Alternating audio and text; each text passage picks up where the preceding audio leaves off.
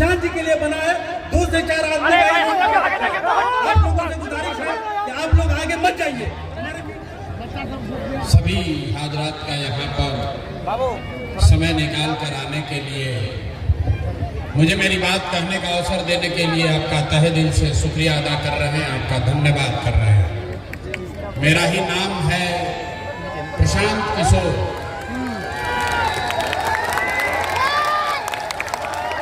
मेरा ही नाम है प्रशांत किशोर।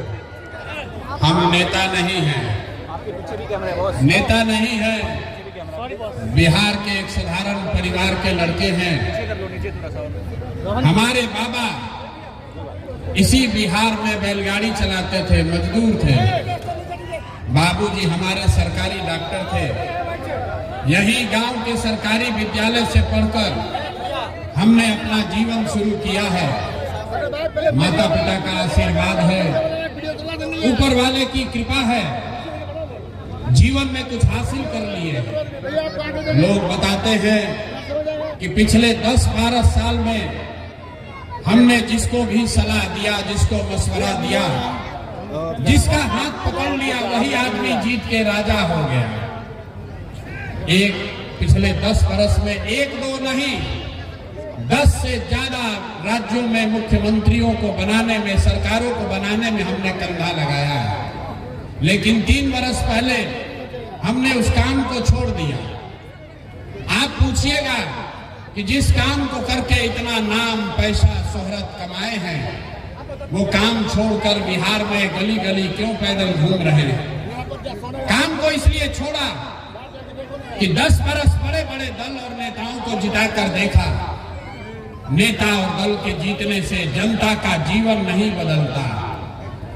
ये आपको, हमको लगता है कि हमारा दल जीत गया, हमारा नेता जीत गया, हमारा जाति वाला जीत गया, हमारा झंडे वाला जीत गया।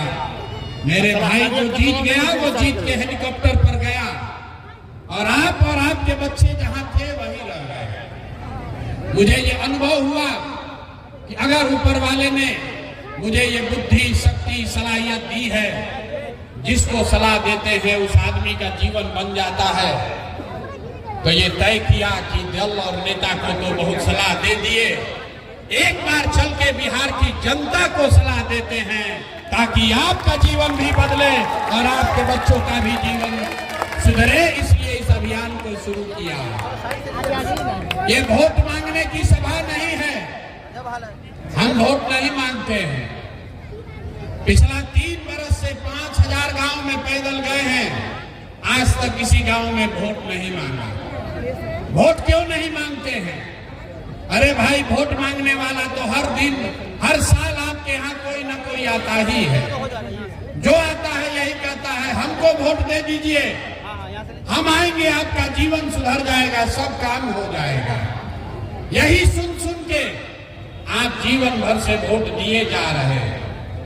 पहले 40-50 वर्ष तक हमने, आपने कांग्रेस को वोट दिया, फिर 15 वर्ष गरीब के बेटा लालू जी को हम लोग राजा बनाए। अभी 20 वर्ष से नीतीश बाबू कुर्सी पर बैठे हैं। लोगों ने दिल्ली में मोदी जी को भी बैठा कर देख लिया।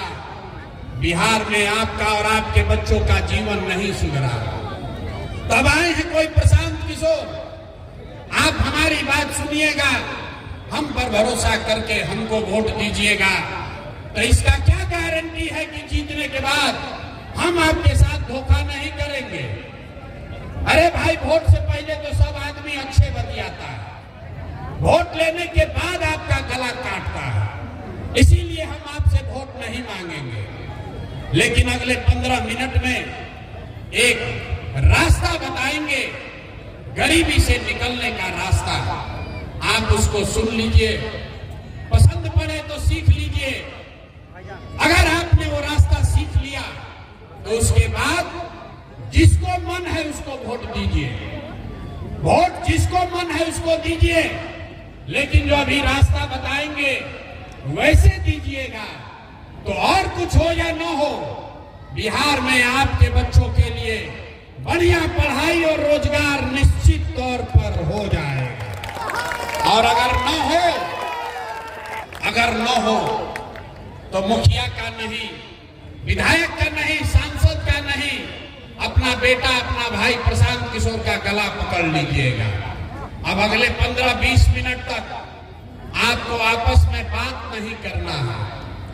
आपसे कुल जमा 2 सवाल पूछेंगे, उसका आपको जवाब देना है। और अभी आपको अपने आंख के सामने दिखेगा कि आपकी गरीबी, बदहाली, परेशानी का कारण क्या है और इससे निकलने का उपाय क्या है। जितने लोग आए हैं सबको जवाब देना है, हाँ या ना बोलना है। जरा सब लोग सोचकर बताइए, आपके गांव पंचायत में, यहां किशनगंज में, आपके यहां और कुछ हो या न हो, आप सभी के बच्चों के लिए बढ़िया पढ़ाई और रोजगार की व्यवस्था होनी चाहिए या नहीं होनी चाहिए? हाथ सबका उठना चाहिए। होना चाहिए कि नहीं होना चाहिए? जोर से बोलिए, होना चाहिए कि नहीं होना चाहिए? पढ़ाई रोजगार होना चाहिए कि नहीं होना चाहिए? होना चाहिए। हम नहीं सिखाए। देखिए यहाँ आए जितने लोग हैं कितना समझदार है, चाहे आप हिंदू हैं या मुसलमान, अगड़े हैं या पिछड़े, महिला हैं या पुरुष, पढ़े लिखे हैं या अनपढ़, सब ने कहा कि न भैया पढ़ाई और रोजगार तो होना ही चाहिए। इतनी समझ आपको सबको पहले से है, क्योंकि आपको मालूम है अगर आपके बच्चे के लिए बढ़िया पढ़ाई रोजगार हो जाए तो कोई नेता बने, कोई विधायक बने, लालू बने, नीतीश बने, मोदी बने, अगर आपके बच्चे के लिए बढ़िया पढ़ाई रोजगार हो जाए तो आपका जीवन सुधर जाएगा। ये बात आपको पहले से पता है। अब आप देखिए, आपकी दुर्दशा का कारण अभी दिखाएंगे। सब लोग जरा अपने अपने बच्चों का चेहरा याद कर लीजिए। सब आदमी अपने अपने जरा बच्चों का चेहरा याद कर लीजिए और अपने बच्चों के नाम पर ईमानदारी से बताइए, आप में से किसने जीवन में एक बार भी अपने बच्चों के पढ़ाई रोजगार के लिए वोट दिया है? देखिए यहाँ की जनता का हालत देखिए। चुप, कितना जोर से बोले हैं, ए भैया पढ़ाई या रोजगार होना चाहिए। अरे भाई, आप लालू नीतीश को गाली दे रहे हैं, नेता अफसर को दोषी बता रहे हैं। आपने तो अपने बच्चों के पढ़ाई रोजगार के लिए वोटे नहीं दिया।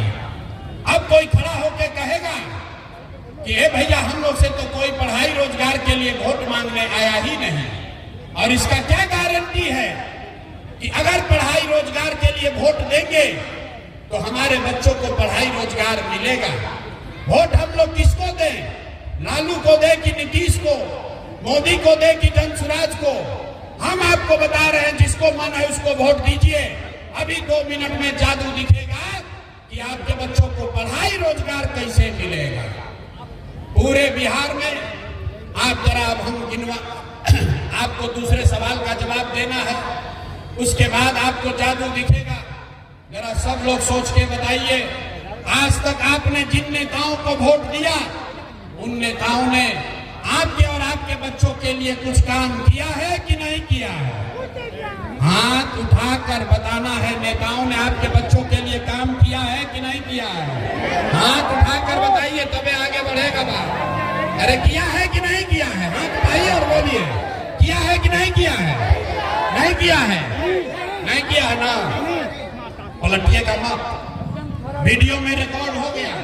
यहाँ लोग आए हैं, कह रहे हैं कि जिन नेताओं को हम लोगों ने वोट दिया किसी ने हम लोग के बच्चों के लिए काम नहीं किया। तो हम अब गिनवाना शुरू करते हैं। सही बोले तो जोर से हाँ बोलिएगा, गलत बोले तो ना बोलिएगा। बात खत्म होगा, दिखेगा कि पढ़ाई रोजगार कैसे मिलेगा। पूरे बिहार में, किशनगंज में यहाँ आए हुए बहुत सारे लोगों ने 5 किलो अनाज के लालच में मोदी जी को, भाजपा को वोट दिया है। तो बिहार में चाहे जितना चोरी भ्रष्टाचार है, 1 किलो चोरी करके यहाँ के गरीब को 4 किलो अनाज मिल रहा है कि नहीं मिल रहा है? अरे बोलो भैया, 4 किलो अनाज मिल रहा है कि नहीं मिल रहा है? आपने हमने वोट दिया हिंदू मुसलमान बनके। भाजपाइयों ने कहा चुनाव से पहले सारा हिंदू एक हो जाइए, मुसलमान को सबक सिखाना है, मुसलमान नहीं जीतना चाहिए, हम लोग को अयोध्या में राम जी का मंदिर बनाना है। तो जितने यहाँ लोग आए हैं, जितने हिंदू आए हैं, आपके गांव में नाली गली नहीं बना, स्कूल अस्पताल नहीं हुआ, फैक्ट्री नहीं लगी, लेकिन आपके वोट से अयोध्या में राम जी का मंदिर बना है कि नहीं बना है? आपने हमने कई लोगों ने वोट दिया जाति के नाम पर, अपने जात के नेता को। बिहार में आदमी कहता है जिए चाहे मर जाए, अपना जात वाले को ही वोट देंगे। तो बिहार में आपके जात के नेता ने आपके बच्चों के पढ़ाई रोजगार का बात किया या नहीं किया, लेकिन जाति का बात और जाति का गिनती जनगणना पूरा बिहार में कराया है कि नहीं कराया है? अरे जाति का जनगणना हुआ है कि नहीं हुआ? तो बताते काहे नहीं, सो क्यों रहे हैं? जाति का जनगणना बिहार में हुआ है कि नहीं हुआ है? आपने हमने कई लोगों ने वोट दिया नीतीश कुमार को। लोगों ने कहा हम लोग को बिजली पानी सड़क चाहिए। लालू जी के राज में बिजली पानी सड़क नहीं था, तो नीतीश के राज में इसी बदहाल बिहार में बिजली का बिल 2000 आए चाहे 6000, घरे घरे बिजली आया है कि नहीं आया है? अरे बोलो भाई, बिजली आया है कि नहीं आया है? आपने हमने वोट दिया मोदी का भाषण सुन के कि मोदी जी ने गुजरात में बड़ा विकास किया है। तो भैया मोदी गुजरात में तो विकास कर रहे हैं, पूरा देश का पैसा ले जाकर गुजरात के गांव-गांव में फैक्ट्री लगा रहे हैं, और पूरे बिहार से, किशनगंज अररिया से आपके हमारे बच्चे गुजरात में जाकर नौकरी मजदूरी कर रहे हैं कि नहीं कर रहे हैं? अरे भाई, तो कौना बात पर वोट दिए हो जो नहीं मिला? आपने अपने बच्चों के नाम पर कहा कि भाई हम लोगों ने अपने बच्चों के पढ़ाई रोजगार के लिए जीवन में वोट नहीं दिया। यही बताने आए हैं, बोइएगा बबूल तो आम कहां से खाइएगा? वोट दोगे 5 किलो अनाज के लिए तो रोजगार कहां से आएगा? वोट दोगे हिंदू मुसलमान के लिए, मंदिर मस्जिद के लिए, तो आपके यहाँ फैक्ट्री स्कूल कहां से लगेगा? वोट दीजिएगा जाति के नाम पर तो आपके बच्चों के लिए पढ़ाई कहां से मिलेगा? आपने मंदिर के लिए वोट दिया, मंदिर बना है। आपने अनाज के लिए वोट दिया, अनाज मिल रहा है। आपने बिजली के लिए वोट दिया, बिजली आई है। आपने गुजरात के विकास के लिए वोट दिया, गुजरात में विकास हुआ है। बिहार में आपने अपने बच्चों के पढ़ाई रोजगार के लिए वोट नहीं दिया, इसीलिए आपके बच्चे अनपढ़ और मजदूर हैं। यही बात बताने के लिए आए हैं। यहाँ पर इतने मुस्लिम भाई आए हैं, इनको पता नहीं चल रहा है देश में बड़ी हालत खराब है। लोग मुस्लिम समुदाय के लोग कहते हैं अरे भाई आगे का रास्ता नहीं सूझ रहा, आगे का रास्ता नहीं सूझ रहा है, क्या किया जाए, किसको वोट दें? जिसको वोट दिया वही हम लोग को ठग रहा है।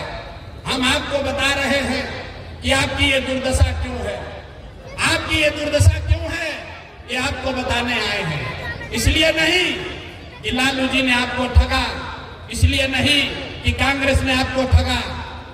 आपकी दुर्दशा इसलिए है, मुसलमानों की दुर्दशा इसलिए है कि आपके दीन में, आपके कौम में सामाजिक राजनीतिक जीवन के नजरिए से जो बातें पैगंबर साहब ने आपको बताई, आपने उसका भी ध्यान नहीं रखा है। जिस कौम के सबसे पवित्र ग्रंथ कुरान का पहला शब्द है इकरा, जिस कौम के सबसे पवित्र ग्रंथ कुरान का पहला शब्द है इकरा, मतलब पढ़ो, वो कौम आज देश की सबसे अनपढ़ कौम है और आपको अपने बच्चों के पढ़ाई की चिंता नहीं। आप कहते हैं कि हम उसको वोट देंगे जो भाजपा को हराएगा।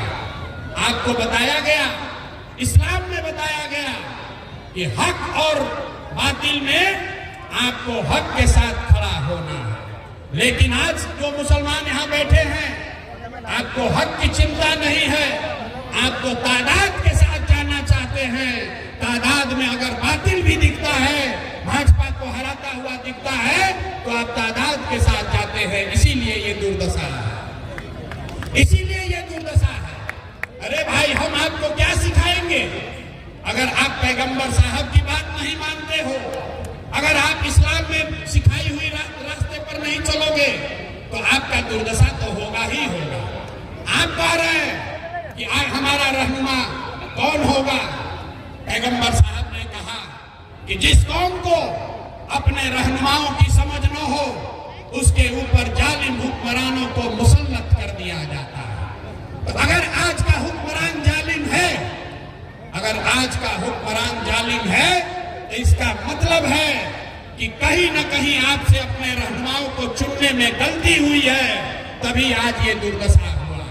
ये हम नहीं कह रहे, ये बात पैगंबर साहब ने कही है कि जिस कौम को अपने रहनुमाओं की समझ न हो, उसके ऊपर जालिम हुक्मरानों को मुसल्लत कर दिया जाता है। और आज अगर आपकी ये दुर्दशा है, तो इसलिए है कि आपने हक का साथ छोड़ दिया, आपने तादाद की चिंता की, आपने सही लोगों को रहनुमा नहीं बनाया। यहाँ आते हैं ओवैसी साहब। ओवैसी साहब ने कहा कि मुसलमानों को अपना रहनुमा खड़ा करना चाहिए। हम भी ये कह रहे हैं कि आपका रहनुमा कोई दूसरा नहीं हो सकता है, मुस्लिम कौम से ही कोई रहनुमा खड़ा होना चाहिए। लेकिन ओवैसी साहब और जनसुराज में एक मूलभूत फर्क है। ओवैसी साहब ये कह रहे हैं कि मुसलमानों को एकजुट होना चाहिए और अपना नेता, अपना रहनुमा खड़ा करके लड़ाई लड़नी चाहिए। जनसुराज ये कह रहा है कि मुसलमानों को अब एक साथ खड़ा होना चाहिए, अपना रहनुमा चुनना चाहिए। लेकिन ये जो लोकतांत्रिक लड़ाई है, वो अकेले नहीं, उन हिंदुओं के साथ लड़ना चाहिए जो विचारधारा के आधार पर आज भाजपा से लड़ने को तैयार है। इसीलिए जनसुराज के झंडे में दो ही चित्र है, एक गांधी और एक बाबा साहब अम्बेडकर। क्योंकि जो गांधी को मानने वाले लोग हैं, जो बाबा साहब अम्बेडकर को मानने वाले लोग हैं, वो भाजपा के साथ कभी भी विचारधारा के आधार पर नहीं जा सकते हैं। तो अगर आप गांधी और अम्बेडकर के मानने वाले लोगों के साथ सामाजिक राजनीतिक गठजोड़ बनाएंगे, तब भी आपको सफलता मिल सकती है। सिर्फ अकेला मुसलमान चुनाव नहीं जीत सकते हैं। अगर आपको चुनाव जीतना है, इस देश में अपनी स्थिति फिर से बेहतर करनी है, तो उन हिंदुओं के साथ चलना होगा जो विचारधारा के आधार पर सेकुलर हैं, सांप्रदायिक शक्तियों से लड़ना चाहते हैं। उन हिंदुओं के साथ चलोगे तभी आपका भला होगा। और वो हिंदू को पहचानने का एक ही उपाय है, जो भी गांधी और अम्बेडकर को मानने वाला हिंदू है, वो सांप्रदायिक नहीं हो सकता है। यही सबसे बड़ी पहचान है। जब भी आपको लगे कि सारा हिंदू भाजपाई हो गया, तो एक आंकड़ा दे रहे हैं, याद रखिए, इस देश में 80% हिंदू रहते हैं। इस देश में 80% हिंदू रहता है और पूरे देश में भाजपा को 35% वोट मिला है। तो गणित का 5वां क्लास का विद्यार्थी भी बता देगा कि 80% हिंदुओं के इस देश में अगर भाजपा को 35% वोट मिला है, इसका मतलब है कि आधे से ज्यादा हिंदू आज भी भाजपा को वोट नहीं देते हैं। जरूरत इस बात की है कि उन हिंदुओं को पहचानिए, जाति के आधार पर नहीं, विचारधारा के आधार पर। जो हिंदू विचारधारा के आधार पर भाजपा से लड़ने को तैयार है, उसके साथ सामाजिक राजनीतिक गठजोड़ बनाइए, तभी आपका पलड़ा भारी होगा। क्योंकि आधा हिंदू और मुसलमान साथी अगर साथ मिल जाए, तो आप होंगे 60% और भाजपा होगी 40%। यही तरीका, यही हथियार है भाजपा को हराने का, दूसरा कोई उपाय नहीं है। यही रास्ता बता रहे हैं। गांव-गांव जाके जनसुराज में लोगों को एक ही चीज बता रहे हैं, एक बार जीवन में आप खड़े होइए और अपने बच्चों के पढ़ाई और रोजगार के लिए वोट दीजिए। इसलिए नहीं कि प्रशांत किशोर कह रहे हैं, इसलिए कि आपके हदीस में भी ये बात कही गई, सही मुस्लिम सही बुखारी में ये लिखा हुआ है कि हर मुसलमान की उन पर ताकीद की गई है कि आपको अपने बच्चों की अच्छी परवरिश करनी है, उसको अच्छा नाम देना है, उसकी तालीम और तरबियत करनी है। और आज आप अपने बच्चों की चिंता छोड़ के लालू नीतीश के चक्कर में पड़े हैं। कौन मोदी को हराएगा, कौन मोदी को जिताएगा? मेरे भाई, एक बार जो रास्ता इस्लाम में बताया गया है उसको पकड़िए, अपने बच्चों की चिंता कीजिए, आपकी जीत अपने आप होगी, भाजपा अपने आप हारेगी। यही रास्ता बताने आए हैं। ठीक लगे तो ये संकल्प लेकर जाइए, किसी से डरिए मत, डरिए मत। जो मुसलमान कहता है कि हम अल्लाह को छोड़कर किसी से नहीं डरते हैं, और आपको भाजपा का डर इतना लगता है कि किसी ने भाजपा का नाम लिया और डर के मारे आप उसको वोट दे दिए। तो मेरे भाई, अगर आप अल्लाह को छोड़कर किसी से नहीं डरते हैं तो आपको भाजपा से भी डरने का जरूरत नहीं है। अपने दम पर खड़ा होइए, अपने बच्चों की चिंता कीजिए, अपने बच्चों के पढ़ाई रोजगार की चिंता कीजिए। लोग वोट क्यों देता है? लोग वोट 3 वजह से देते हैं। लोग वोट देते हैं विकास के लिए, लोग वोट देते हैं राजनीतिक भागीदारी के लिए, और लोग वोट देते हैं अपने राजनीतिक विरोधी को हराने के लिए। इन तीनों नजरिए से 30 बरस से राजद को, लालटेन को वोट देने वाले लोग, आप जरा समझ लीजिए, विकास आपको मिला नहीं। आज बिहार में दलितों के बाद सबसे ज्यादा गरीब बदहाल फटेहाल अगर कोई है तो वो मुसलमान समाज के बच्चे हैं। तो विकास आपको मिला नहीं। भागीदारी का तो आलम ही ये है कि पूरे बिहार में आबादी के हिसाब से आपके 40 विधायक होने चाहिए। पूरे बिहार में खाली 19 मुस्लिम विधायक हैं। 1650 मुखिया होना चाहिए, 1100 से कम मुखिया है। 27,000 से ज्यादा वार्ड सदस्य होने चाहिए, 11,000 से कम वार्ड सदस्य मुस्लिम हैं। ये इसलिए है कि आपकी राजनीतिक विरासत को खत्म कर दिया गया। लालू जी ने बता दिया कि भाई तुम राजनीति मत करो, हमारे पीछे चलो, हमारे लालटेन में किरासन तेल बनकर जलते रहो, हम तुम्हारे यहाँ रोशनी करेंगे। लेकिन आपने देख लिया 35 वर्ष से जिस लालटेन में आप किरासन तेल बनकर जल रहे हैं, रोशनी हो रही है लालू जी के घर में और जल रहा है आपका और आपके बच्चों का भविष्य। तो तय आपको करना है कि आपको लालटेन में किरासन तेल बनना है कि अपने घर में रोशनी और प्रकाश लेकर आना है। तो मेरे भाई, एक बार जीवन में जो बात इस्लाम में बताई गई उसको फॉलो कीजिए।